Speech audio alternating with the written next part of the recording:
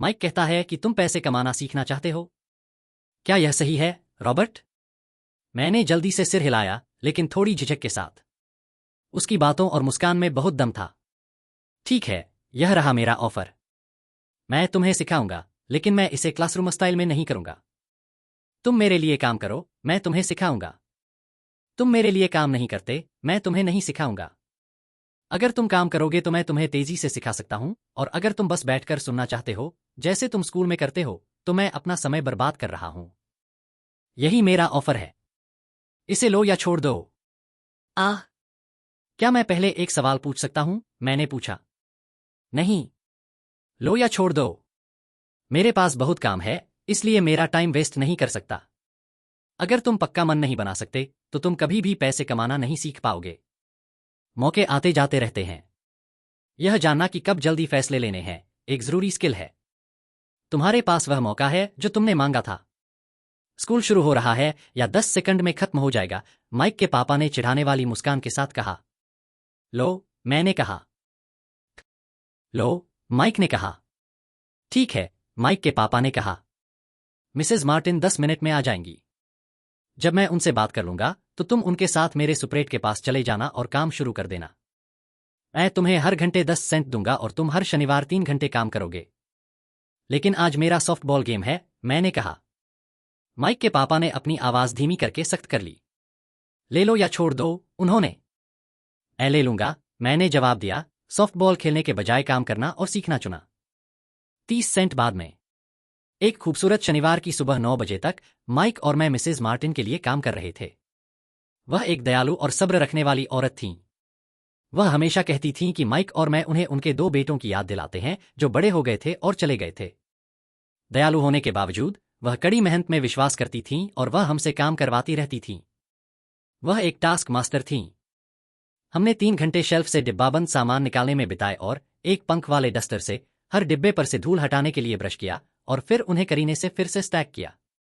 यह बहुत ही बोरिंग काम था। माइक के डैड, जिन्हें मैं अपना अमीर डैड कहता हूं, के पास ऐसी 9 छोटी सुपरेट दुकानें थीं जिनमें बड़ी पार्किंग लॉट थीं। वे 7 से 11 सुविधा स्टोर का शुरुआती वर्षन थीं। पड़ोस की छोटी किराने की दुकानें जहां लोग दूध, ब्रेड, मक्खन और सिगरेट जैसी चीजें खरीदते थे। समस्या यह थी कि यह हवाई की वह जगह थी जहां एयर कंडीशनिंग नहीं थी और स्टोर गर्मी के कारण अपने दरवाजे बंद नहीं कर सकते थे। स्टोर के दोनों तरफ दरवाजे सड़क और पार्किंग लॉट की तरफ खुले रखने पड़ते थे। हर बार जब कोई कार गुजरती या पार्किंग लॉट में आती, तो धूल उड़ती और स्टोर में जम जाती। इसलिए जब तक एयर कंडीशनिंग नहीं थी, तब तक हमारे पास नौकरी थी। 3 हफ्तों तक माइक और मैं मिसेज मार्टिन को रिपोर्ट करते थे और 3 घंटे काम करते थे। दोपहर तक हमारा काम खत्म हो जाता था और वह हम दोनों के हाथ में 3-3 छोटे सिक्के डाल देती थीं।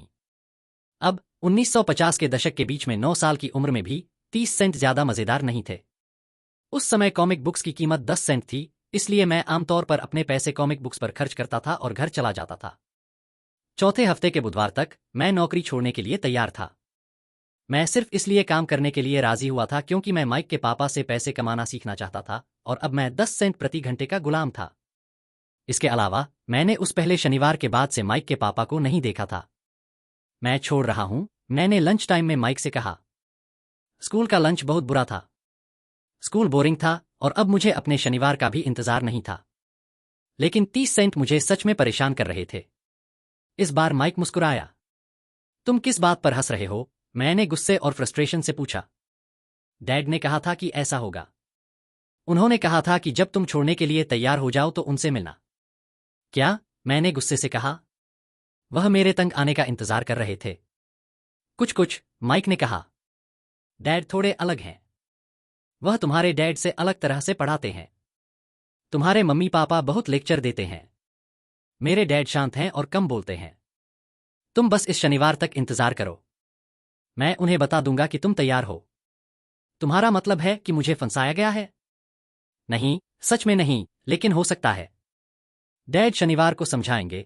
शनिवार को लाइन में इंतजार करते हुए मैं उसका सामना करने के लिए तैयार था और मैं तैयार था।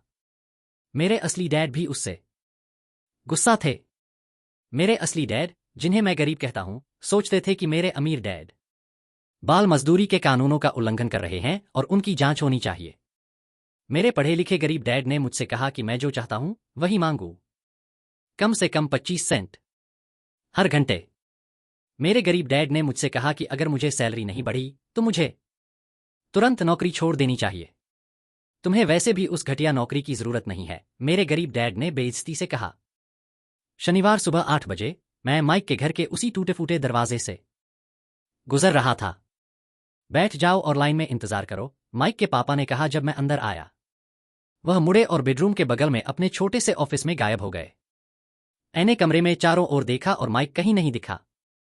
अजीब लग रहा था। मैं सावधानी से उन्हीं दो औरतों के बगल में बैठ गया जो 4 हफ्ते पहले वहां थीं। वे मुस्कुराईं और मेरे लिए जगह बनाने के लिए सोफे पर खिसक गईं। 45 मिनट बीत गए और मैं गुस्से से लाल हो रहा था। दोनों औरतें उससे मिली थीं और 30 मिनट पहले चली गई थीं। एक बुजुर्ग आदमी वहां 20 मिनट के लिए था और वह भी चला गया।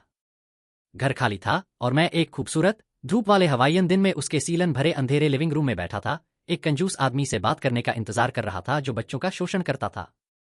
मैं उसे ऑफिस में इधर उधर घूमते, फोन पर बात करते और मुझे नजरअंदाज करते हुए सुन सकता था। मैं अब बाहर निकलने के लिए तैयार था, लेकिन किसी वजह से मैं वहीं रुक गया।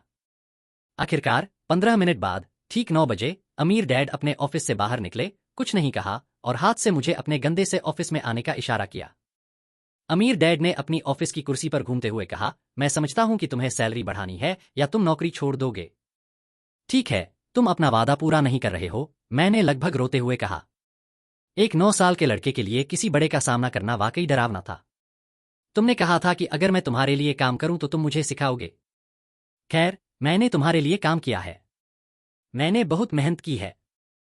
मैंने तुम्हारे लिए काम करने के लिए अपने बेसबॉल गेम छोड़ दिए हैं। और तुम अपनी बात नहीं रखते। तुमने मुझे कुछ नहीं सिखाया। तुम एक बदमाश हो जैसा शहर में सब सोचते हैं। तुम लालची हो। तुम सारा पैसा चाहते हो और अपने एम्प्लॉयज का ख्याल नहीं रखते। तुम मुझसे इंतजार करवाते हो और मेरी कोई इज्जत नहीं करते। मैं बस एक छोटा लड़का हूं और मेरे साथ बेहतर बर्ताव होना चाहिए। अमीर डैड अपनी घूमने वाली कुर्सी पर पीछे की ओर झुके, हाथ ठुड्डी पर रखे, कुछ कुछ मुझे घूर रहे थे। ऐसा लग रहा था जैसे वह मुझे देख रहे हों। बुरा नहीं, उन्होंने कहा। 1 महीने से भी कम समय में तुम मेरे ज्यादातर एम्प्लॉयज जैसे लग रहे हो। क्या? मैंने पूछा। वह क्या कह रहे थे यह समझे बिना मैंने अपनी शिकायत जारी रखी। मुझे लगा था कि तुम अपना वादा निभाओगे और मुझे सिखाओगे, लेकिन इसके बजाय तुम मुझे टॉर्चर करना चाहते हो। यह बहुत बुरा है। यह सच में बहुत बुरा है। मैं तुम्हें सिखा रहा हूं, अमीर डैड ने धीरे से कहा। तुमने मुझे क्या सिखाया है? कुछ नहीं, मैंने गुस्से में कहा। जब से मैं बहुत कम पैसे में काम करने के लिए राजी हुआ हूं, तुमने मुझसे एक बार भी बात नहीं की। 10 सेंट प्रति घंटा। हाँ। मुझे तुम्हारे बारे में सरकार को बताना चाहिए। हमारे यहां चाइल्ड लेबर कानून है, तुम्हें पता है। मेरे डैड सरकार के लिए काम करते हैं, तुम्हें पता है। वाह, अमीर डैड ने कहा। अब तुम उन ज्यादातर लोगों की तरह लग रहे हो जो मेरे लिए काम करते थे, जिन लोगों को मैंने या तो निकाल दिया है या उन्होंने नौकरी छोड़ दी है। तो तुम्हें क्या कहना है? मैंने पूछा, एक छोटे बच्चे के लिए काफी बहादुर महसूस करते हुए। तुमने मुझसे झूठ बोला। मैंने तुम्हारे लिए काम किया है और तुमने अपनी बात नहीं रखी। तुमने मुझे कुछ नहीं सिखाया। तुम्हें कैसे पता कि मैंने तुम्हें कुछ नहीं सिखाया? अमीर डैड ने शांति से पूछा। अच्छा, तुमने मुझसे कभी बात नहीं की। मैंने 3 हफ्ते काम किया है और तुमने मुझे कुछ नहीं सिखाया, मैंने मुंह बनाते हुए कहा। पढ़ाने का मतलब बात करना है या लेक्चर देना? अमीर डैड ने पूछा। हाँ, मैंने जवाब दिया। स्कूल में तुम्हें ऐसे ही सिखाया जाता है, उन्होंने मुस्कुराते हुए कहा। लेकिन जिंदगी आपको ऐसे नहीं सिखाती और मैं कहूंगा कि जिंदगी सबसे अच्छी टीचर है। ज्यादातर समय जिंदगी आपसे बात नहीं करती। यह बस आपको इधर उधर धकेलती रहती है। हर धक्का जिंदगी का यह कहना है, उठो। मैं तुम्हें कुछ सिखाना चाहता हूं। यह आदमी किस बारे में बात कर रहा है? मैंने मन ही मन खुद से पूछा। जिंदगी मुझे इधर उधर धकेल रही थी। क्या जिंदगी मुझसे बात कर रही थी? अब मुझे पता था कि मुझे अपनी नौकरी छोड़नी होगी। मैं किसी ऐसे इंसान से बात कर रहा था जिसे जेल में बंद करने की जरूरत थी। अगर तुम जिंदगी के सबक सीखोगे तो तुम अच्छा करोगे। अगर नहीं तो जिंदगी तुम्हें बस धकेलती रहेगी। लोग 2 काम करते हैं। कुछ लोग जिंदगी को खुद को धकेलने देते हैं, दूसरे गुस्सा होकर पीछे हट जाते हैं, लेकिन वे अपने बॉस या अपनी नौकरी या अपने पति या पत्नी के खिलाफ पीछे हटते हैं। उन्हें नहीं पता कि जिंदगी ही उन्हें धकेल रही है। मुझे बिल्कुल अंदाजा नहीं था कि वह किस बारे में बात कर रहा था। जिंदगी हम सबको धक्का देती है। कुछ लोग हार मान लेते हैं, दूसरे लड़ते हैं। कुछ लोग सबक सीखते हैं और आगे बढ़ जाते हैं। वे जिंदगी के धक्का देने का स्वागत करते हैं। इन कुछ लोगों के लिए इसका मतलब है कि उन्हें कुछ सीखने की जरूरत है और वे कुछ सीखना चाहते हैं। वे सीखते हैं और आगे बढ़ते हैं। ज्यादातर लोग हार मान लेते हैं और आप जैसे कुछ लोग लड़ते हैं। अमीर डैड खड़े हुए और उस पुरानी लकड़ी की खिड़की को बंद कर दिया जिसे ठीक करने की जरूरत थी। अगर तुम यह सबक सीखोगे तो तुम एक समझदार, अमीर और खुश नौजवान बनोगे। अगर तुम नहीं सीखोगे तो तुम अपनी जिंदगी, अपनी नौकरी, कम सैलरी या अपने बॉस को अपनी परेशानियों के लिए दोषी ठहराते रहोगे। तुम जिंदगी उस बड़े ब्रेक की उम्मीद में जियोगे जो तुम्हारी पैसों की सारी परेशानियां हल कर देगा। अमीर डैड ने मेरी तरफ देखा कि क्या मैं अभी भी सुन रहा हूं। उनकी आंखें मेरी आंखों से मिलीं। हम एक दूसरे को घूर रहे थे, हमारी आंखों से बातचीत की धाराएं बह रही थीं। आखिर में जब मैंने उनका आखिरी मैसेज समझ लिया तो मैं पीछे हट गया। मुझे पता था कि वह सही थे। मैं उन्हें दोषी ठहरा रहा था और मैंने सीखने के लिए कहा था। मैं लड़ रहा था। अमीर डैड ने आगे कहा, या अगर आप ऐसे इंसान हैं जिसमें हिम्मत नहीं है तो आप हर बार जब जिंदगी आपको आगे बढ़ाती है तो हार मान लेते हैं। अगर आप ऐसे इंसान हैं तो आप अपनी पूरी जिंदगी सिर्फ रहकर जियो, सही काम करो, खुद को किसी ऐसी घटना के लिए बचाकर रखो जो कभी होगी ही नहीं।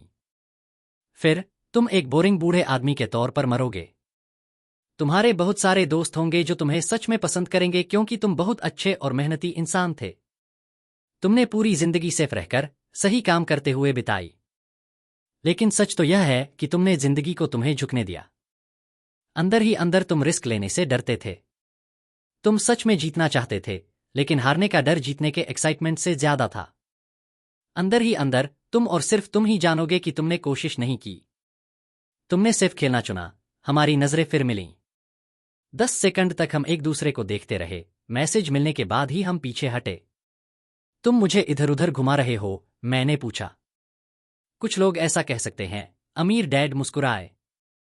मैं तो कहूंगा कि मैंने तुम्हें बस जिंदगी का स्वाद चखाया। जिंदगी का कौन सा स्वाद? मैंने पूछा, अभी भी गुस्से में था, लेकिन अब उत्सुक था। सीखने के लिए भी तैयार था। तुम लड़के पहले लोग हो जिन्होंने मुझसे पैसे कमाना सिखाने के लिए कहा है। मेरे पास 150 से ज्यादा एम्प्लॉय हैं और उनमें से किसी ने भी मुझसे पैसे के बारे में क्या पता है यह नहीं पूछा। वे मुझसे नौकरी और सैलरी मांगते हैं, लेकिन कभी पैसे के बारे में सिखाने के लिए नहीं। इसलिए ज्यादातर लोग अपनी जिंदगी के सबसे अच्छे साल पैसे के लिए काम करते हुए बिताएंगे, यह समझे बिना कि वे किस लिए काम कर रहे हैं। मैं वहां बैठकर ध्यान से सुन रहा था।